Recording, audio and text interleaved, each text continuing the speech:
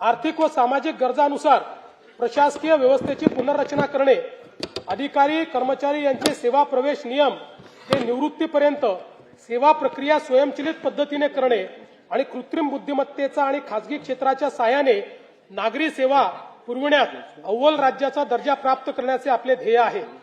विकसित महाराष्ट्र 2047 कडे वाटचाल करीत असताना पारदर्शक, गतिमान आणि उत्तरदायी सुशासनाचे उद्दिष्ट साध्य करणे आवश्यक वाटते। त्याकरिता प्रशासकीय विभागांचे सेवा प्रवेश नियमांचे एकत्रीकरण, प्रमाणीकरण आणि सुलभीकरण करण्यात आले आहे। महायुती सरकार स्थापन झाल्यानंतर आतापर्यंत 1,20,000 पदभरती करण्यात आली असून पुढील कालावधीत टप्प्याटप्प्यात महाराष्ट्र लोकसेवा आयोग व इतर यंत्रणांच्या माध्यमातून आणखी 75,000 पदांची पदभरती करण्यात येणार आहे। राज्यातील नागरिकांना शासकीय योजना आणि सेवा सहज, सुलभ आणि उत्तरदायी पद्धतीने देण्याकरता शासकीय प्रक्रिया पुनर्रचना उपक्रम हाती घेण्यात आला आहे।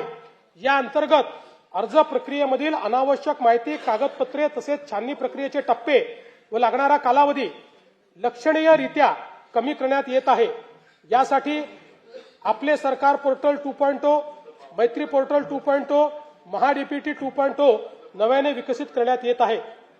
नागरिकांच्या मालमत्तांमधील वाद कमी करणे, मालमत्ता हस्तांतरणामधील गैरव्यवहारांना प्रतिबंध करणे आणि मालमत्तांच्या हक्काचे संरक्षण करण्यासाठी महाराष्ट्र भूमी मालकी हक्कधारी अधिनियम आणण्यात येईल।